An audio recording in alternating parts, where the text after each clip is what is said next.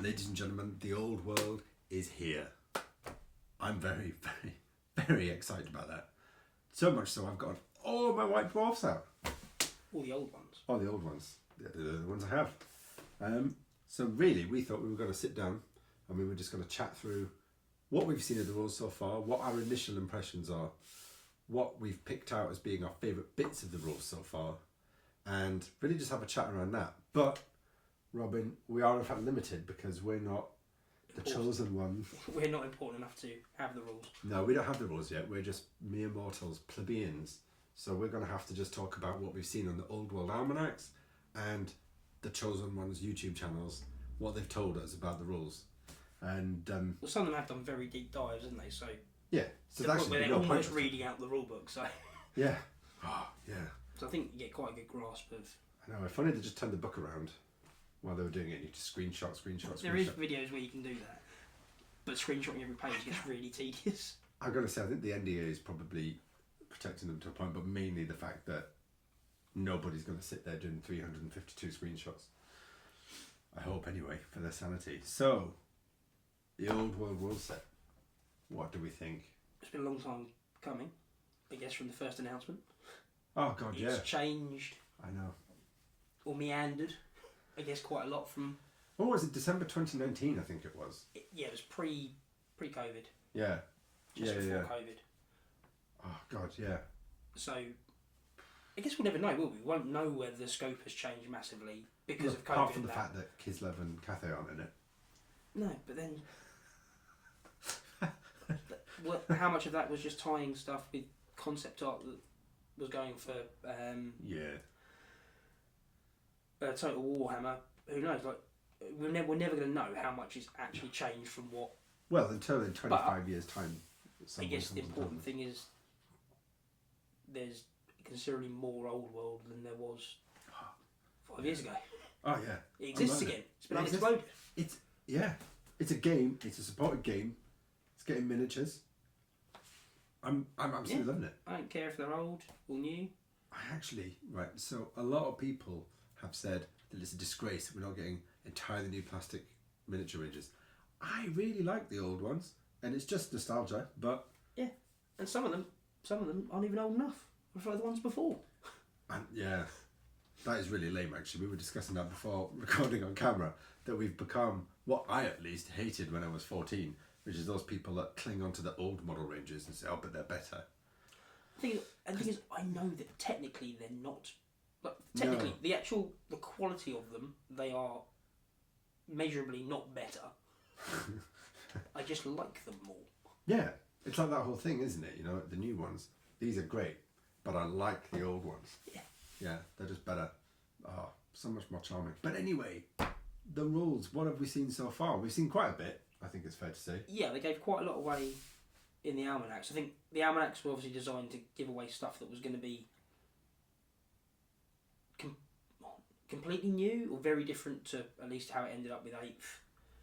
Yes, I've got to confess right now, I didn't play 8th. No, I mean I didn't play anything after 6th. No, I didn't either. We're those lame people, well, I am anyway, the hordes of lame people who go on about 6th all the time, mainly because it's the only one I ever played. So Did I 5th? He's older than me. But yeah, I never played 8th.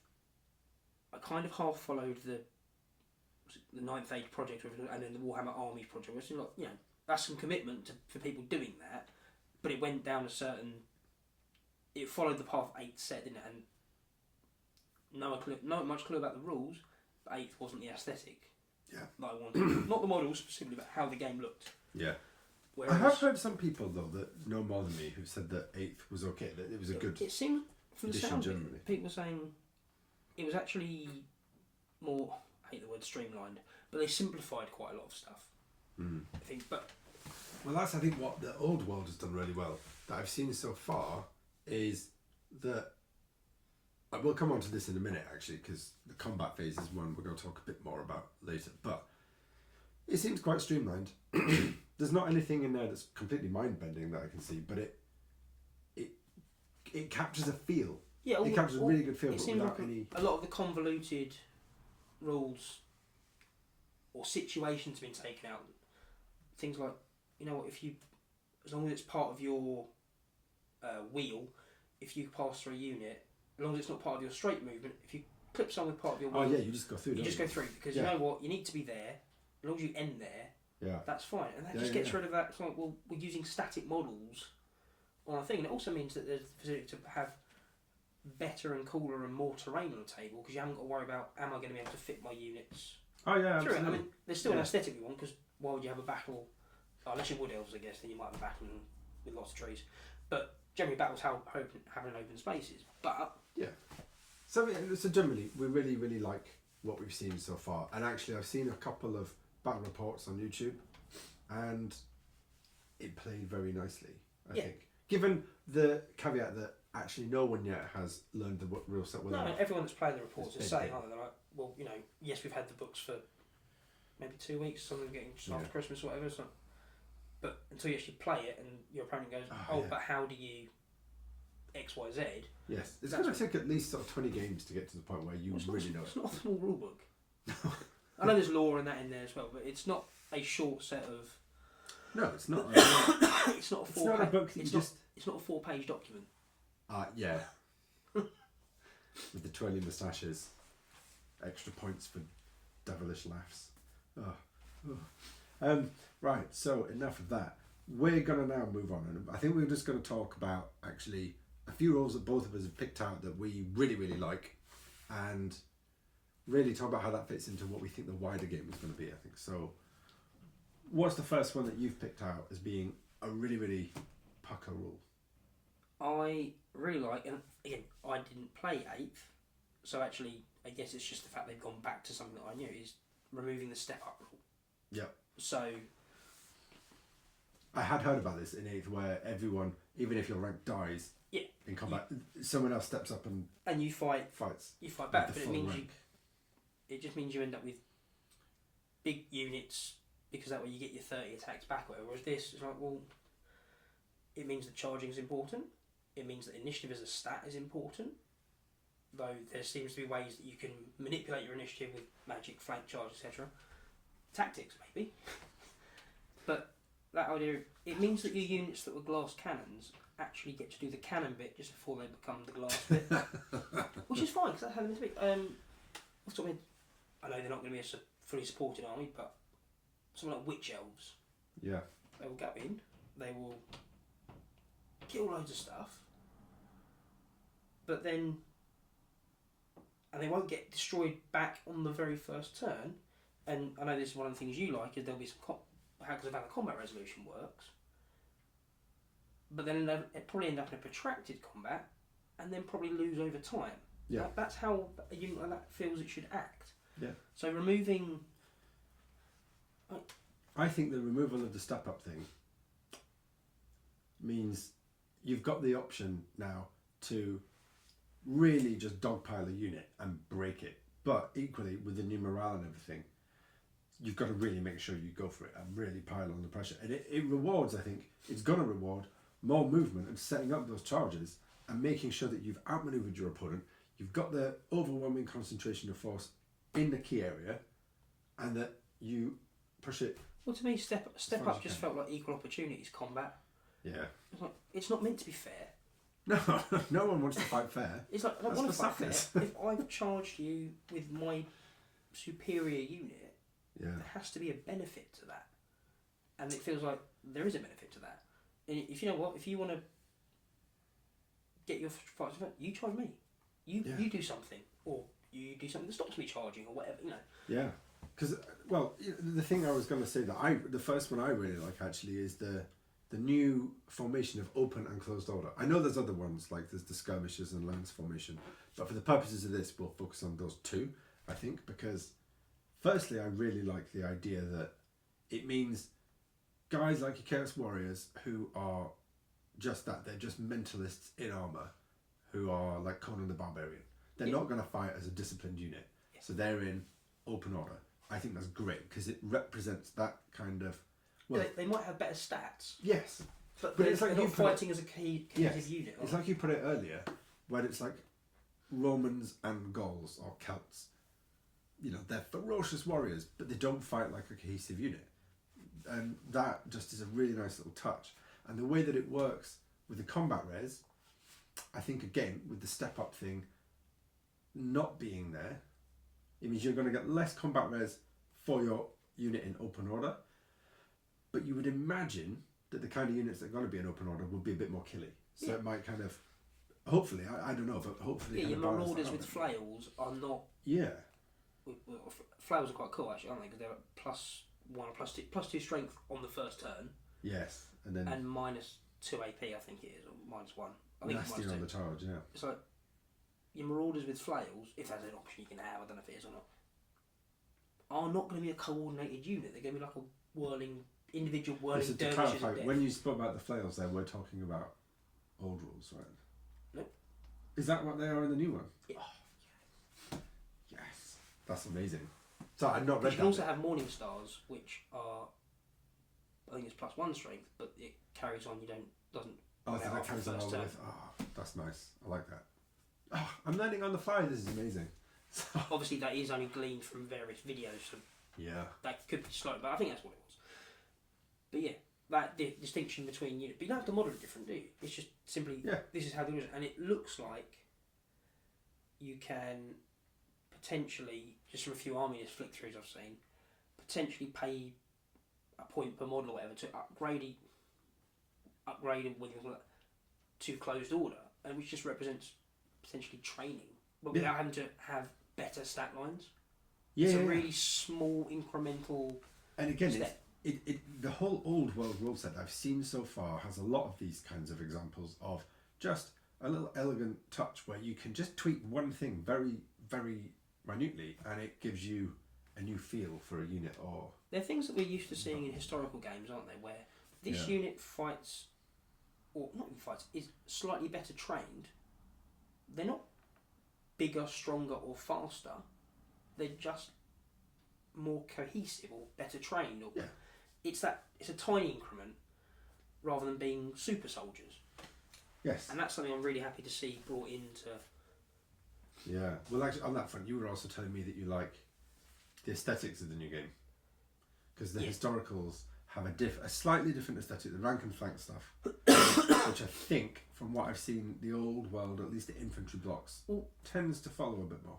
I think as my grounding in fantasy is mostly 5th edition. It is an addiction. Mostly 5th edition, and then 6th edition. So for me, my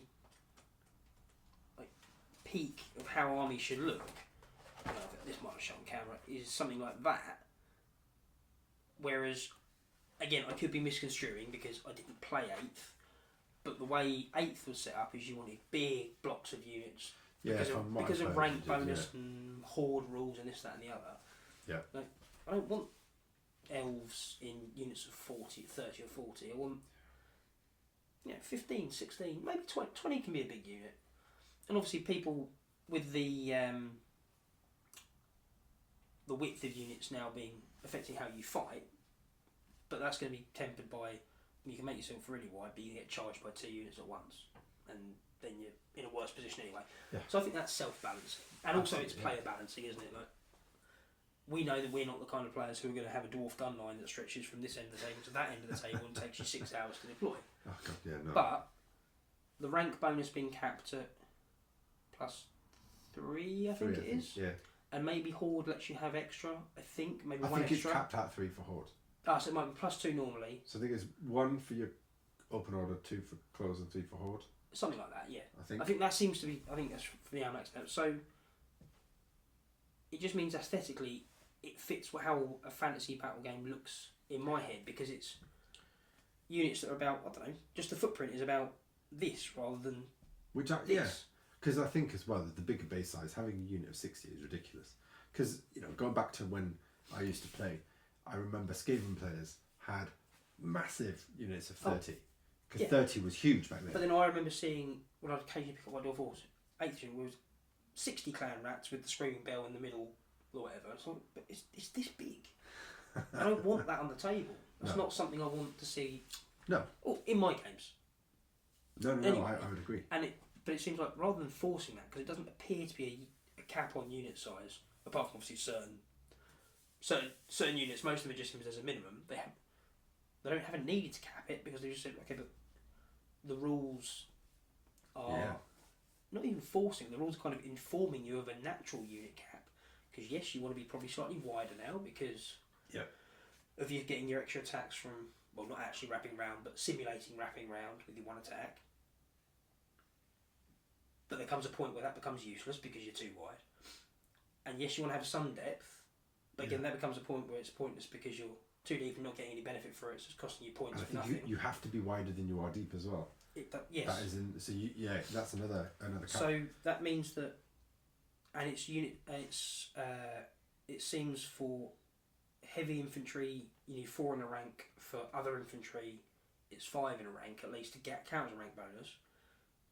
So I think it's not the rules forcing you to do it. It's the rules saying you're naturally going to end up with units of a certain footprint, and it fits really perfectly with how I picture fantasy battles playing in my head. I completely agree, and again, it's another example of what I would call the elegance that I've seen from this rule set so far, where it's not forcing you to do something, but it is. There's going to be a natural cap for each player. There's going to be to match your personality, obviously, but that's great. That means everyone can do their own thing, and also those people who are inclined to go do tournaments can really experiment with it, build different stuff, and work out, what's mathematically the best.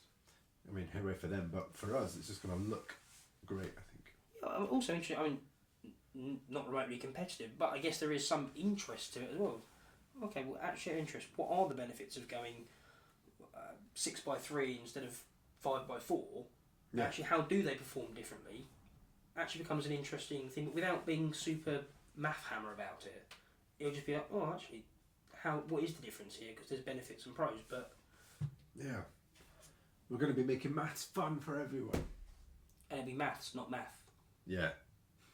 I heard you, Rob, on the Squarebased podcast. You're British, man. You should know better. Maths. Oh God, we're going to get hate for that. So the last point I was going to raise that I really, really like, and this is something that I've heard a lot of people criticise actually, is the universal special rules. I've heard people say that because there's 75 of them, I think, that's just too many. As long as a unit doesn't have all 75. Yeah, exactly. That's some unit. So I really like the fact that they're there, firstly because it's in one place in the rulebook. If your unit data card says it has a particular universal special rule and you don't know what it is, you know exactly where to go. Which is particularly important because I've heard the index in this book. I have poor. seen that in a few reviews that the index is. Yeah. There was one example where, again, someone that had the book was like, oh, I can't remember, it was maybe one in weapon rules they're looking up. And it was like, so they just looked at the word weapon because it literally does the index like that as key words. Yeah. Go to page 151. Go that. You'll find, on page 151 it had weapons, and it said, but you'll find the rules for these on something. It was an index to take you to somewhere to find something. Yeah, it's terrible. But, so the universal special rules though will all be in one place, which circumvents that, and then you've got a couple of pages. Presumably it's alphabetical order, so you can scroll and find what you want. But also the really nice thing with the universal special rules and the way that they've done the army books, or the pairs of army, what would you call them? They're not calling army books, are they? Not the tomes. What are they calling the actual books? Arcane. No, the arcane tomes are the add-on bit. Are the add-on bit. Yeah. Whatever they're calling Ravening Hordes and Forces of Fantasy. We'll call them army books for now.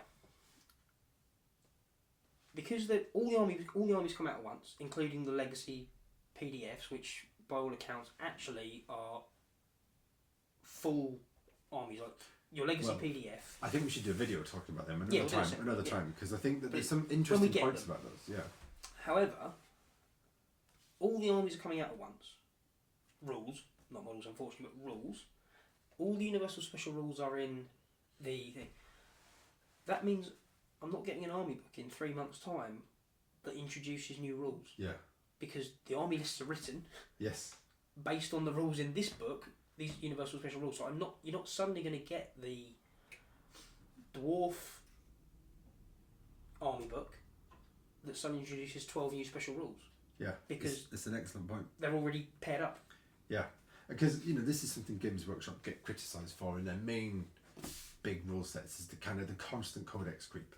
And this tells me that it's less likely to happen here.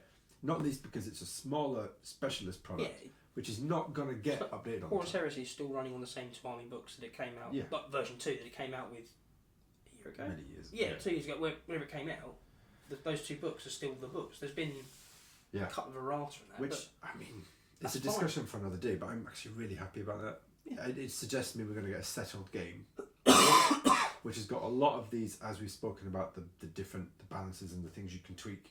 So there's a lot of depth to it, but they're not going to constantly change it and add things on. It's going to be a really fun way of finding these out. In the main system, they have actually gone back and tried to not cut down the number of special rules, but try and be consistent with the naming of special rules, haven't they? Because that was getting to the point where the same special rule, I don't know, say on a 5+ you ignore something, was being called 6 different things to fit the army. So no, we should call this.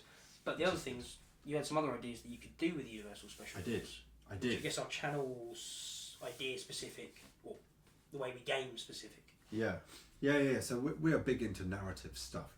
And actually what I think is really exciting about these is that, firstly, if you're doing a campaign, a narrative campaign, you can just look at a character or a unit and think, well, they have, let's say, leveled up. They've had an epic moment in a battle. To represent that and reflect that in their new rules, you can just browse that list of universal special rules, find the one that fits what they did the most, and just give it to them for the next game. And it shouldn't be game breaking. No, it won't. It'll just be a nice little buff. And actually, the other thing that quite excites me is we all of us love Dogs of War. And they're not, as far as I'm aware, coming anytime soon. Just make your own. Yeah, and just go through that list and think, well, you know, this particular unit can have this, and this. And you can even, if you can get hold of the models, whatever, you can even remake the ones that did the time scale doesn't match up with that, but if you really wanted, I can't remember, Carrazzo's Birdmen or whatever it was, you could probably use universal special rules and a comparative stat line to make them. Absolutely. I think the universal special rules are a really, you could see them almost as like a spine, or rather the rules are a spine and these are the ribs, and so you've got your unit and you can just pluck one out, put it in somewhere else and just tweak things like that, obviously for your own private fun gaming, but I think that's a really fun and exciting little, without having to write your own rules that possibly aren't, you're like, well, at least this rule works for, you're not homebrewing something and carrying around 15 sheets of paper with your rulebook. It's all in the rulebook. This rule works in 3 armies for across 6 units, so actually if I give it to this one unit, it's probably going to break everything. And you'll have an idea of how balanced it is against something else because you'll have played against it at some point. Yeah. In the likelihood. So I think, honestly, I genuinely think there are so many good things about this rule set. There is, however, one thing that both of us have, I don't know how to put this, expressed a reservation over. Yeah. Which may or may not prove to be well-founded. Yeah, the magic. The magic phase. Well, there is no magic phase. Oh, there is there kind of is and isn't, is there? There's a command phase. And, yeah, it's a tricky one because we've discussed before, there's lots of historical rules we like that would work for playing fantasy battles. I've played other things. And I've always said, you know what, I'd keep it simple, and if I had a high elf wizard with magic missile, I'd just make it a shooting attack. However, Warhammer's always had this kind of mini game in a game for the magic. And to be clear, whenever you've said that about the historicals, I've always, I think, retorted with, but I liked my power dice. Yeah, and I loved the cards in 5th edition. I have heard about those and they do sound good fun. Absolutely love them. Because both of those are an example of a little mini game within a game, isn't it? Yeah, and the dice is probably slightly maybe more elegant for 6th. However, cards are a nice thing to have. Yeah. And the magic supplement for 5th was just the best. And you had all your Winds of Magic cards, you had your decks of spells, and you'd have your cards in your hand, and it was so good. As you're talking about that, all I can hear is, the Hovis advert. But they've done away with that now, and you get your spells randomly. Obviously, there's no colleges of magic, so the magic lore things are slightly different. It seems there's battle magic is your core one that everyone can pick from. Yeah. And then there's, I I think they said there was 8 lists, and I feel like there might be some extra spells in the arcane tomes when they come. Maybe because they've got the name arcane in them, and it seems silly to not include magic in them. But they should have called the undead one the arcane tomb. Oh, never mind. So Mr. Trick. He's available. Well, at least for the next half an hour. But they've done away with that. You now roll your spells up randomly. Yeah. Which I like that. I don't mind that. I like that. Yeah. That's great. And obviously, there's been other randoms before in picking spells, isn't there? And there seems to be quite a few laws to choose from. But you can cast all your spells every turn, and they just fit in whichever phase it is they go into effect. So it seems quite a lot of them happen in the command or strategy phase. The first phase of the game, the start of the turn. I was convinced it was command, and as soon as you said strategy, I thought, actually, I think it's strategy. I don't know. Command They go in that start turn, that start phase of the turn. Start phase. Because they're going to affect that. And then the other ones just go into individual phases, whether it's the combat phase, because some of them are... what are they called? It's not called... The specific spells that you have to use them as a close combat attack. Yeah. Assailement. Assailement, that's it. So you have to put your mage right in the... Yeah, right. Which is cool. More combat. It's cool, because if you want to use those spells, you know... Yeah, that is good. But the criticism of this is that it kind of renders the magic phase almost just like... Not redundant, but it makes it feel like these characters just have abilities and they're just buffs in the way that they would represent someone just unfurling a banner or shouting to someone going, "Come on, lads, let's go a bit faster." Yeah, and it makes it feel less like you've got a mage on the battle channeling magic and. See, I'm yes and no. Like, I completely agree because I like the mini game aspect to it and the cool stuff. But are you telling me if I think about it? And I like for me, even with fantasy games, things have to make sense in my head of maybe not realistic, but conceivable, believable. I'm fine with demons, that's fine, as long as they work in a believable way. But is Teclis, if he wants to cast a spell that, I don't know, Teclis spell, that makes someone go a bit quicker, Teclis surely it's just, I did that. Yeah. So maybe... But then I'm not completely against the idea of how they've done it. That's what I'm saying. I can see how if you're a battle mage who's been trained, and there should be things you can just do. But I don't think that's represented by this, in the sense that I think that you do the same mechanic for Teclis doing that, or for some level 1 pleb who's just come out from somewhere. But you're rolling against different because it's on leadership, isn't it? So you're rolling against a different. Well, it's your level, isn't it? There's the difficulty of the spell plus your level. Yeah. But then you used to get more power dice if you were a better mage anyway, and high elves would have bonuses to get. Yeah, I think their idea it's things that it just fits into the phases of the turn and keeps the game flowing. I can see that. I concede that it would actually make the game flow faster, and I think once we play it, I feel like. Yeah. Well, because what I was going to say, the other thing I would concede is that from everything I've heard and seen, the movement and positioning of your mages now is much more important. And that's why I'm willing to give this a go. Because I like that, because it means if you want to do... I feel like one review said the ranges of all magic come down. They're like, they couldn't find a spell that was over 15 inches or something like that. So it's like, if you want to do the cool stuff now, you've got to actually risk... You've got to get up close, You can't just hide behind a unit, because you also need line of sight now. Yeah. You can't just hide behind a big infantry block and just hurl things on... Because, from what I've heard, 8th edition was the Magic edition, and it was massively powerful. Yeah, 5th was Hero Hammer. Yeah. But it seems like the stat lines of everything has just been... You can still have... Heroes are still always going to be a key point of Warhammer. They are the characters. But it seems like a lot of the stat lines and that have just been... I do wonder, though, did they tone it down this far because there was such a kind of bad reputation with Magic in 8th? And have they thrown out the baby with the bathwater is all I wonder. I just think that the minigame of my experience of the dice, and you're thinking... It was fun. I've got this many power dice. I could either go for a spell now, and because my opponent thinks I've got the big spell to come at the end, so he's going to think, well, should I let this one go and save my dispel for the big one, and therefore I get another spell off, or I can just try and cast a few little ones and draw out his dispel dice and go for the big kahuna at the end. That kind of a minigame, and its tactics against your other mages, I thought was really cool. And I do wonder after 5 games, will we just be like, oh yeah, cool, my mage is going to do that thing that helps me out, and then we carry on. And actually, we just be like, oh, you know what, mages are really helpful and cool. Yeah, I mean, as we've said, we're both in a position where we're willing to give this a go and go in without.